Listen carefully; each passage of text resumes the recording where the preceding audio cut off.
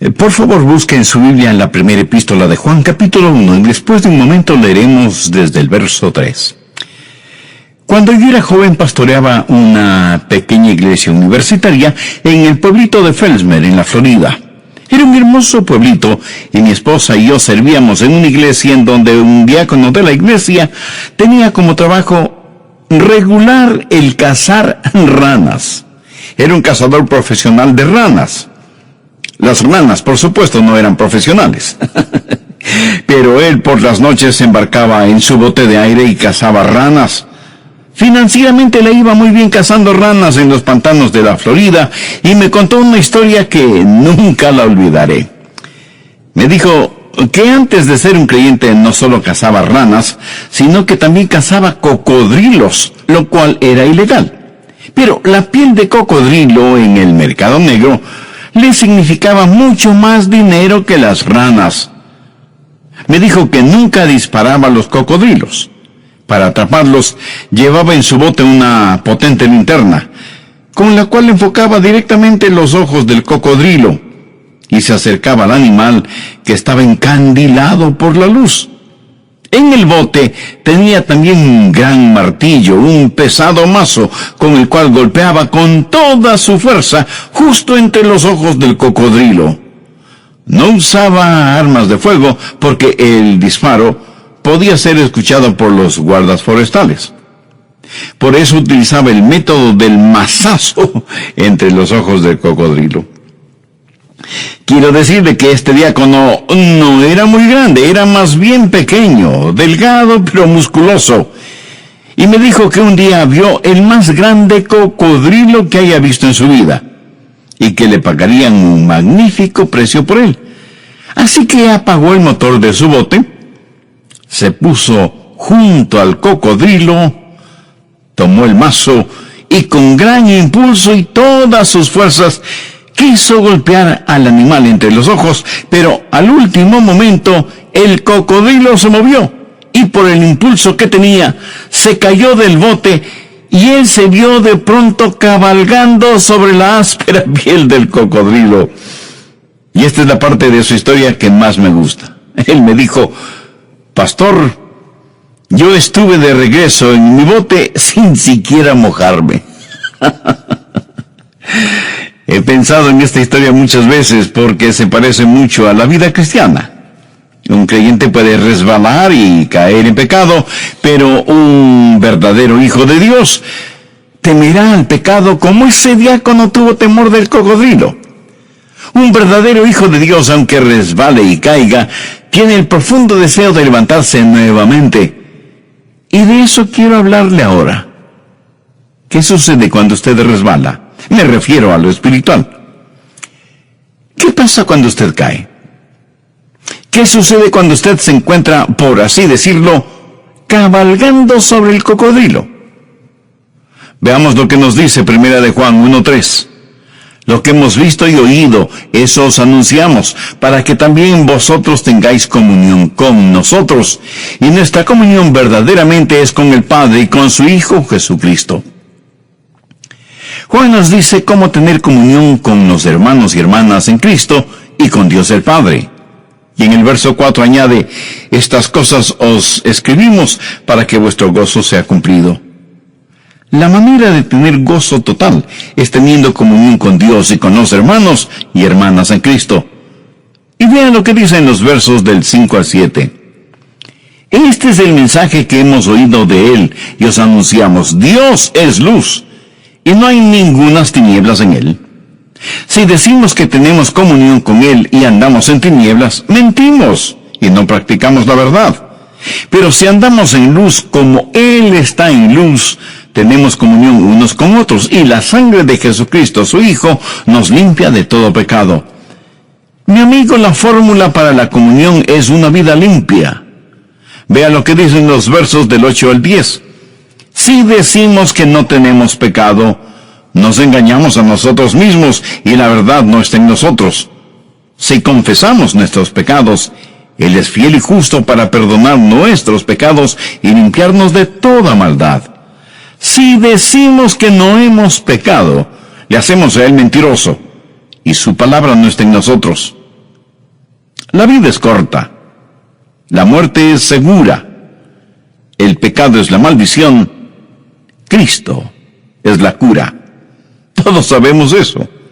Sabemos lo que es el pecado, la cosa más devastadora del mundo. Pero, ¿cómo enfrentar específicamente al pecado? Primero tiene que entender que el pecado es eso. Pecado. Dios perdona el pecado. Dios no perdona los errores. Y no estoy diciendo que Dios no le juzga por sus errores, especialmente cuando esos errores conducen al pecado o son en sí mismo pecado. Pero si usted llama a sus pecados errores, entonces nunca los enfrentará. Necesitamos llamar al pecado, pecado. Hay personas a quienes les enseñaron que el hombre es solo el resultado de fuerzas ciegas, que todo simplemente sucedió, que nada más nada da como resultado todo, y que todos estamos aquí como consecuencia de esa fuerza ciega. Bueno, si usted cree eso, entonces usted no cree en el pecado. ¿Usted cree que lo que llamamos pecado es solo un incidente o un accidente, o simplemente un estorbo en el camino del hombre que dice que está progresando? Algunos enseñan que salimos de una especie de caldo primitivo, pero que estamos en un camino ascendente. Pero no estamos progresando ni como raza ni como ninguna otra cosa. El hombre comenzó en perfección, hecho a la imagen de Dios. Y es el pecado el que ha arruinado a la raza humana. Pero si usted no entiende el pecado por lo que es, si no ve el pecado como una afrenta ante un Dios santo, si usted llama al pecado cualquier otro nombre, malfunción, error o enfermedad, si usted dice que el hombre está enfermo pero no es malvado, que es débil pero no impío, que está contaminado, pero no es pecador. Si dice todas estas cosas, entonces nunca enfrentará el pecado como debería hacerlo. Y por lo tanto, nunca tendrá comunión con Dios. Verá, el problema con nuestra moderna sociedad es que todos tenemos la carga de la culpa, sin tener un sentido del pecado. La carga de culpabilidad está ahí, y se muestra de varias maneras.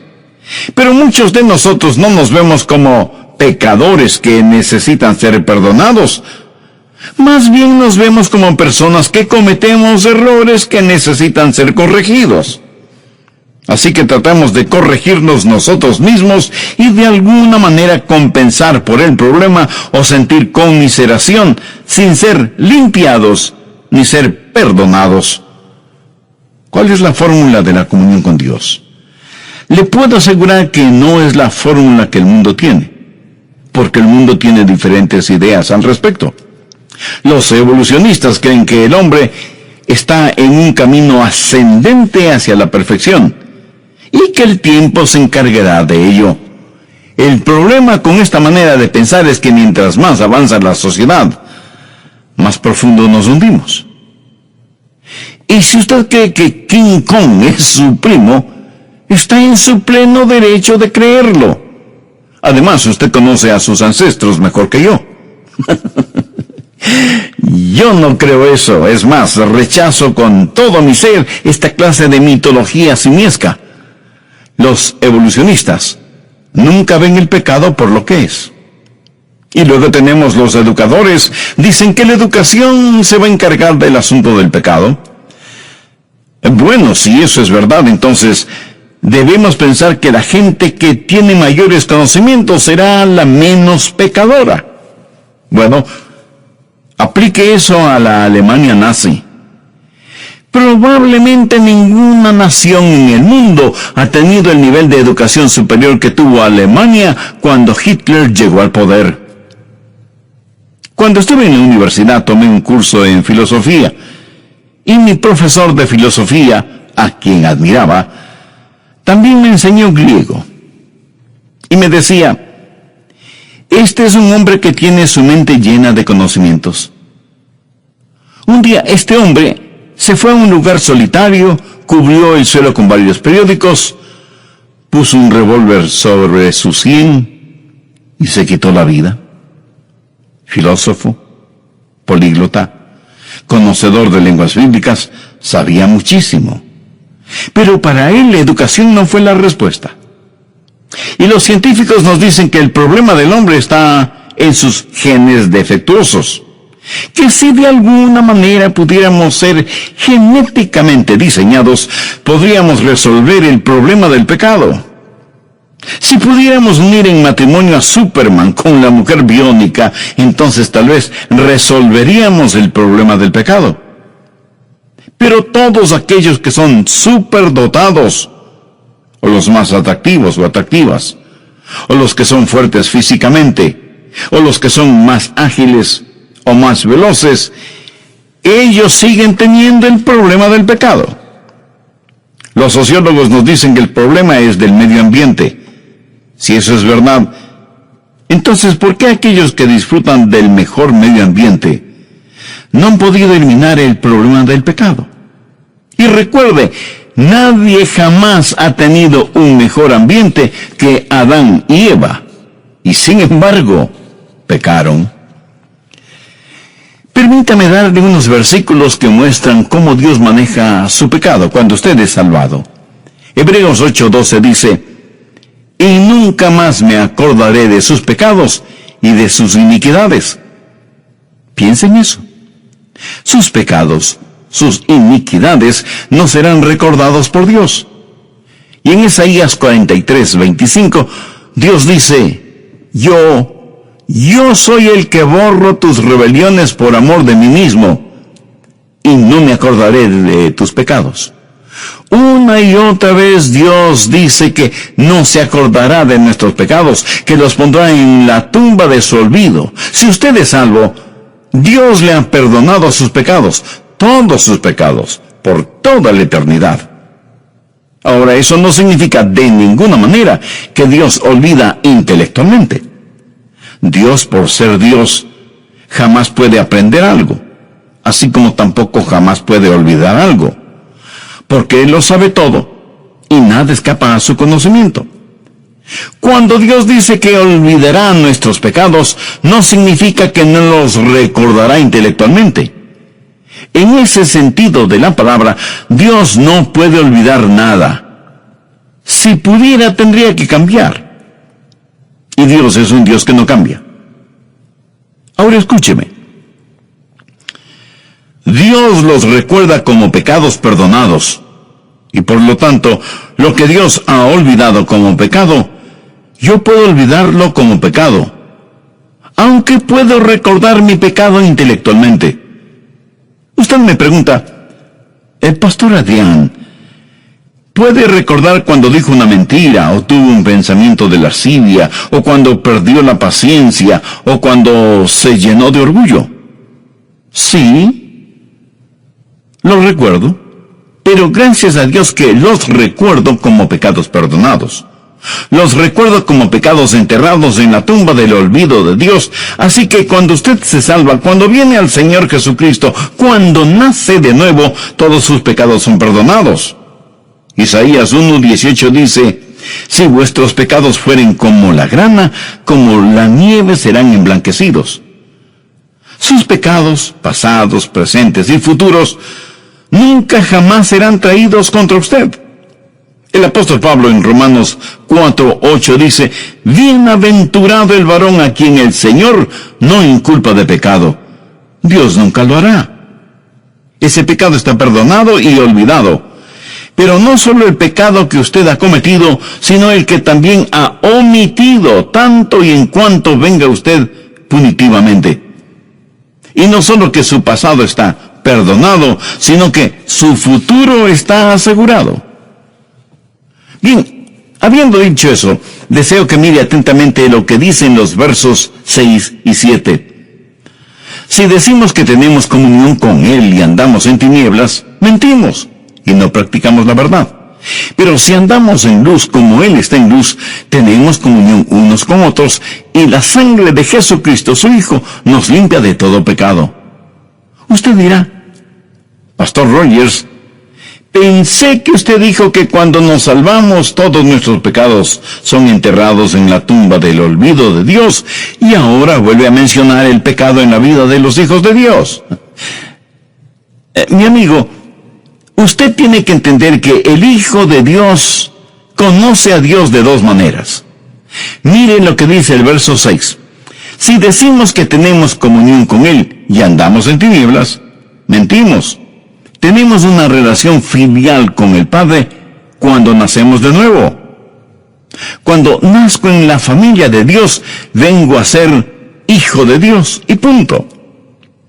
Una vez nacido en la familia de Dios, usted no puede desnacer de la familia de Dios.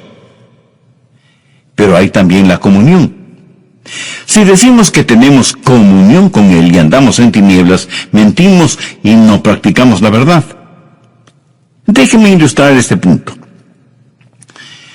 Yo fui un Rogers desde el mismo momento en que nací en la familia Rogers.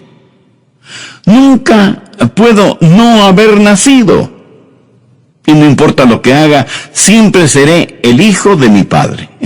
¿Verdad? Cuando usted es salvado, nace en la familia de Dios y nunca jamás puede desnacer de la familia de Dios. ¿Está claro? Bien, esa es su condición de hijo. Pero si usted desobedece a su Padre Celestial, entonces hablamos de comunión.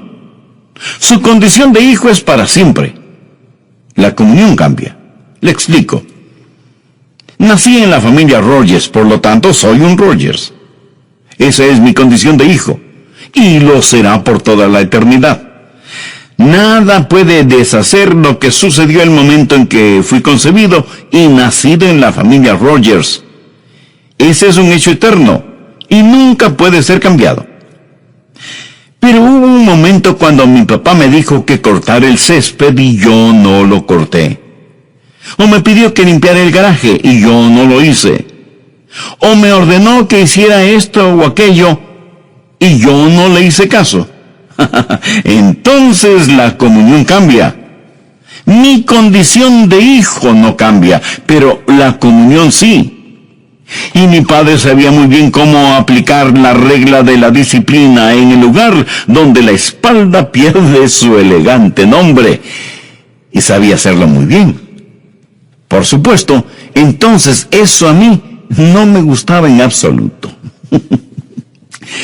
La Biblia dice en Hebreos 12:11, es verdad que ninguna disciplina al presente parece ser causa de gozo, sino de tristeza, pero después da fruto apacible de justicia a los que en ella son ejercitados. Dios, como un Padre amoroso, disciplina a quienes ha recibido como hijos. La condición de hijo está determinada por el nacimiento, pero la comunión está determinada por si obedecemos o no las instrucciones del Padre. Solo se puede tener comunión con Dios cuando uno es hijo de Dios, partícipe de la naturaleza divina y miembro de la familia de Dios. Busque 1 Juan 1:3. Si andamos en la luz, como Él está en luz, tenemos comunión unos con otros, y la sangre de Jesucristo su Hijo nos limpia de todo pecado. Por favor, note que una cosa es el ser hijo, y otra cosa es el tener comunión. Bien, hay 3 cosas que me gustaría que aprenda. 3 cosas que las encontramos en la primera epístola de Juan. 3 cosas maravillosas que usted debe aprender si quiere tener comunión y permanecer en comunión con Dios el Padre. Primero, su pecado debe ser expuesto a la luz. Aquí hay algo muy interesante. Miren las 2 palabras iniciales del verso 6. Si decimos. Estas mismas palabras se repiten en el verso 8 y en el verso 10, si decimos. ¿Ahora de qué está hablando? Está hablando de personas que de alguna manera niegan su pecado. Uno podría pensar que el apóstol Juan estuvo en una reunión de testimonios y escuchó a la gente decir una cosa cuando él sabía que todo lo contrario era la verdad. Y esa es la evolución de la mentira. Ahora, cuando un hijo de Dios mancha su corazón con el pecado, muchas veces comienza a mentir a las demás personas. Vea lo que dice el verso 6. Si decimos que tenemos comunión con Él y andamos en tinieblas, mentimos y no practicamos la verdad. Lo que sucede es lo siguiente: un hombre o una mujer, un niño o una niña, es realmente salvo, nacido de nuevo, sus pecados han sido perdonados y olvidados, pero entonces deja que algún pecado entre en su corazón y su vida, y va a la iglesia el domingo por la mañana, participa del servicio, canta con los demás, da sus diezmos, toma notas del mensaje. Al finalizar, algunos hermanos le preguntan: ¿cómo está? Oh, estoy muy bien, gracias.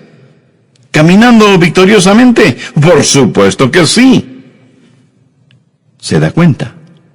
Está mintiendo, y él o ella lo saben, pero comienzan a mentir a los demás porque no puede o no quiere confesar lo que hay en su corazón. Y muchos de quienes me escuchan en este mismo momento se encuentran en la misma condición. Saben que su corazón está bien con Dios, pero no quieren que ninguna persona lo sepa.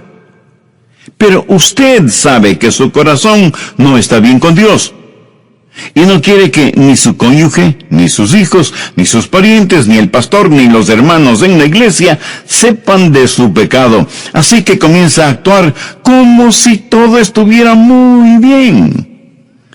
Y seguramente estoy poniendo el dedo sobre la llaga este mismo instante, sobre la vida de muchos de nuestros oyentes. Así que primero comenzamos a mentir a los demás.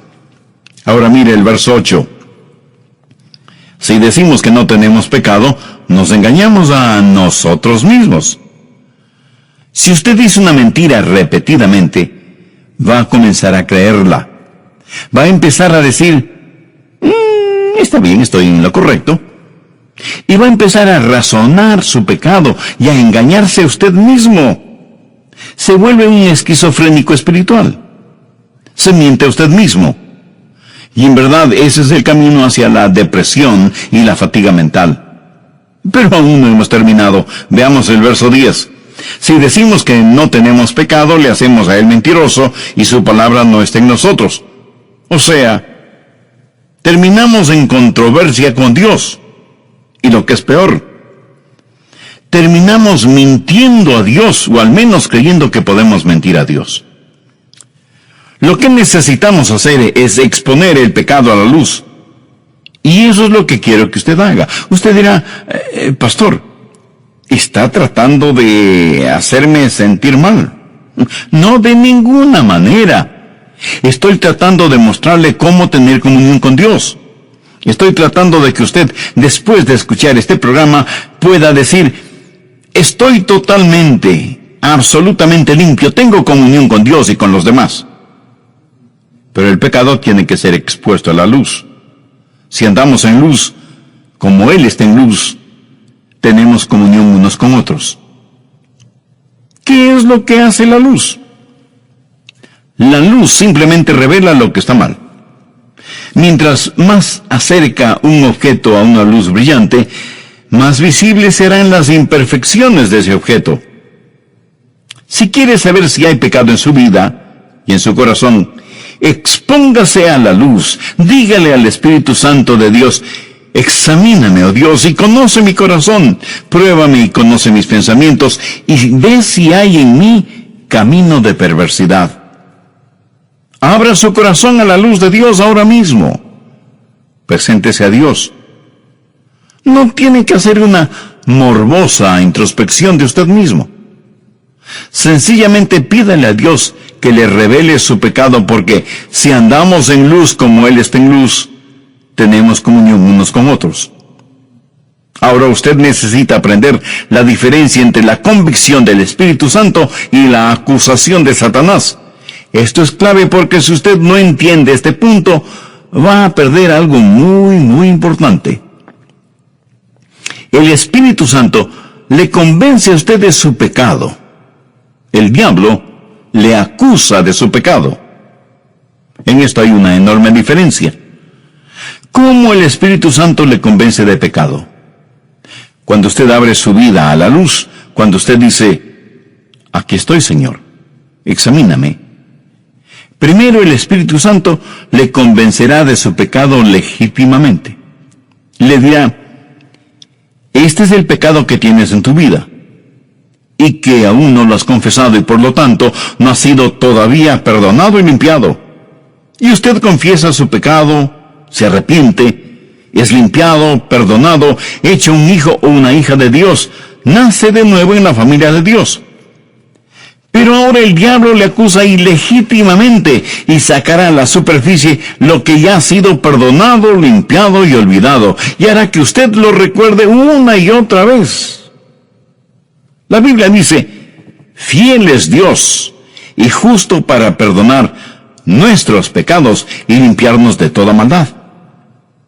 Ahora, suponga que usted ha dicho una mentira. Digamos que le ha mentido a su esposa, y el Espíritu Santo le da convicción de ese pecado, y usted lo confiesa delante de Dios y pide que le perdone y le limpie. Y también pide perdón a su esposa. ¿Qué sucede con ese pecado? Que es enterrado en la tumba del olvido de Dios, y usted es perdonado y limpiado. Dios nunca ni lo mencionará jamás. Pero si sale a la superficie, es el diablo quien le está acusando. Recuerde que el diablo es llamado el acusador de los hermanos. Él lo acusa delante de Dios y le acusa a usted delante de su propia conciencia y le dirá: ¿recuerdas la mentira que le dijiste a tu esposa? Y él hará esto para atormentarle. Ahora, supongamos que usted no le confiesa ese pecado a su esposa. Le miente a su mujer. Y el Espíritu Santo le dirá: mentiste a tu mujer y tratas de tener comunión con Dios. Y usted sabe que no tiene comunión con Dios. La luz de la santidad de Dios le está diciendo que mintió a su esposa. Eso es convicción provocada por el Espíritu Santo, y es una convicción legítima. Pero el Espíritu Santo no solo le dará una convicción legítima, sino que también le dará una convicción específica. Cuando el diablo le acusa, como no puede acusarle de algo que Dios ya le ha perdonado, entonces Satanás le acusará en forma general. Le dirán, por ejemplo: tú eres malo, no eres digno de nada, tienes una naturaleza vil y pecadora. Dios de ninguna manera puede amar a una persona como tú. ¿Sabe que hay mucha gente que vive bajo la opresión de Satanás? El diablo ha dado a estas personas una visión negativa de ellas mismas y viven satánicamente oprimidas. Pero el Espíritu Santo de Dios no le da una convicción general, sino específica. Su naturaleza pecaminosa está bajo la sangre de Cristo. Usted es ahora partícipe de la naturaleza divina. Pero el diablo no quiere que usted entienda esto. Por eso le susurra a usted que no es bueno. Y quiere que usted se sienta mal espiritual y físicamente. El Espíritu Santo es como un hábil cirujano. Pone su mano donde duele, empuja, y usted dice: eso duele. Bueno, es ahí en donde está el pecado. Y el Espíritu Santo lo identifica por nombre.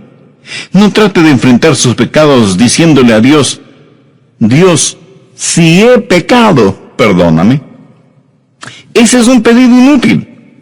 Usted tiene que decir: Dios, he mentido, o he sido cruel, o he sido deshonesto, o miré con deleite algo que no debía mirar. Señor, he adulterado, o he robado, o deshonré a alguien, perdóname. ¿Lo entiende? Usted nombre específicamente su o sus pecados para que les sean perdonados, porque de esa manera trabaja la convicción del Espíritu Santo. Ahora tampoco es cuestión de que usted vaya por ahí diciendo: oh, debo de ser culpable de algo. Señor, perdóname mis pecados, cualesquiera que sean. Yo no los recuerdo, pero me siento terrible espiritualmente. Es el diablo el que le está haciendo sentir mal. El Espíritu Santo le dará convicción solo de pecados que no han sido confesados. Le dirá exactamente cuáles son, los identificará por nombre, lugar y fecha, y de esa manera usted sabrá de lo que ha sido perdonado y limpiado. Así que el Espíritu Santo no solo le convence legítima y específicamente, sino que también le convence para redimirle. El Espíritu Santo pone convicción en usted para que confiese su pecado, sea perdonado y tenga comunión con Dios, porque Dios quiere que usted tenga comunión con Él. Cuando Dios le trata a usted como a hijo, es porque quiere restaurarle a la comunión. Se quebranta el corazón de Dios cuando la comunión se rompe. Y Él le dirá exactamente lo que usted ha hecho, y por medio de su Santo Espíritu le convencerá para redimirle, mientras que Satanás siempre tratará de acusarle para destruirle. Dios quiere traerle a la confesión precursora del perdón y la comunión, mientras que el diablo quiere acusarle para que en desesperación usted se aleje de Dios.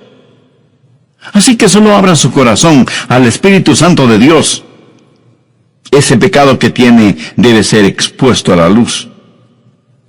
Pero, ¿qué hacer una vez que el Espíritu Santo en forma legítima, específica y redentora revela cuál es el problema? Bueno, primero debe ser expuesto a la luz. Segundo, debe ser expresado al Señor. Miremos una vez más el verso 9. Si confesamos nuestros pecados, Él es fiel y justo para perdonar nuestros pecados y limpiarnos de toda maldad. Usted debe confesar su pecado. A lo mejor usted me pregunta, pastor, ¿cómo confieso mi pecado? En el idioma original, la palabra confesar significa estar de acuerdo, decir la misma cosa. Una confesión de pecado no es solo la admisión de su pecado, es el estar de acuerdo con Dios acerca de lo que Él dice sobre ese pecado. ¿Cómo confesar el pecado? Debe hacerlo inmediatamente. La palabra confesar está en tiempo presente.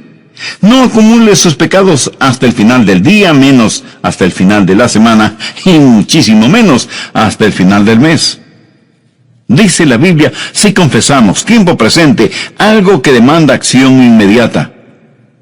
Cuando alguna cosa minúscula entra en su ojo durante el día, usted no dice que se limpiará el ojo por la noche o al día siguiente. No.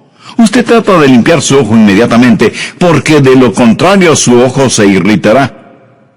Esa es la forma en que debe tratar con el pecado, inmediatamente. Muchos de nosotros parece que estamos en una montaña rusa. Vamos a la iglesia sintiéndonos muy abajo anímica y espiritualmente, escuchamos el mensaje, oímos la verdad de la palabra de Dios, hacemos las paces con Dios, confesamos nuestro pecado y nos sentimos arriba, muy arriba. Y así pasamos la vida. Unos días muy arriba y otros días muy abajo. Pero sin darnos cuenta, muy imperceptiblemente, más es el tiempo que estamos abajo que el que estamos arriba. Una verdadera montaña rusa. ¿Se ha subido alguna vez a una montaña rusa? Mucha gente parece que disfruta vivir de esa manera. Déjeme decirle lo que es la vida espiritual. La vida llena del Espíritu no es una vida en la que nunca peca. Si decimos que no hemos pecado, nos engañamos a nosotros mismos y la verdad no está en nosotros. La vida llena del Espíritu no es el estar en una montaña rusa. Es el estar bien con Dios, pero consciente de que algún pecado vendrá a su vida y usted lo confesará inmediatamente. Esa es la vida llena del Espíritu. Es una vida de confesión de pecado. Es una vida de estar de acuerdo con Dios. Es una vida de acción inmediata. Si el Espíritu Santo de Dios le convence a usted específicamente, entonces usted debe confesar específicamente. Si confesamos nuestros pecados, nómbrelos, identifíquelos. Cantamos muchas veces que debemos contar las bendiciones que el Señor nos da, y aún hasta nombrarlas. Si usted nombra sus pecados, se asombrará de todas las cosas que ha hecho. Pero qué gran alivio es cuando usted ha confesado sus pecados delante de Dios en forma específica y el Espíritu Santo le ha convencido para que lo haga inmediatamente y confiadamente. Si confesamos nuestros pecados, Él es fiel y justo para perdonar nuestros pecados. ¿No le maravilla eso?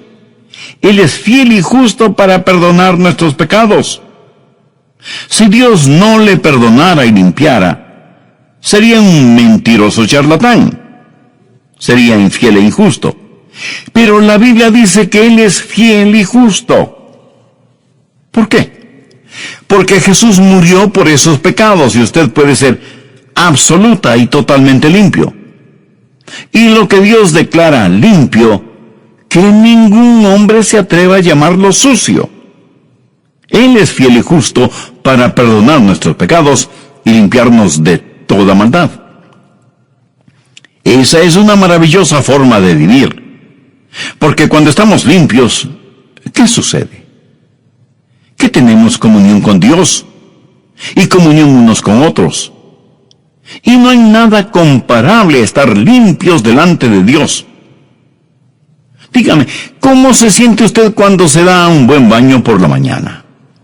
Pues se siente limpio, fresco, hasta rejuvenecido.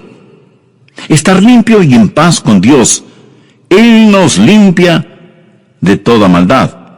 Estar en comunión con Dios. Amigo, amiga, le invito a tener un momento de oración. Querido Dios, gracias por tu palabra. Oro este momento por los muchos que están escuchando este mensaje, para que puedan conocer el genuino gozo de saber que su carga de pecado ha sido levantada, y que a pesar que al diablo le gusta acusar, sin embargo tu amor puede redarguir de pecado, perdonar, olvidar, limpiar y restaurar. Pido que tu Santo Espíritu se mueva entre nuestros oyentes, para que muchos de ellos busquen el tener verdadera comunión contigo, al arrepentirse de sus pecados y recibir a Cristo en sus vidas como Salvador y Señor.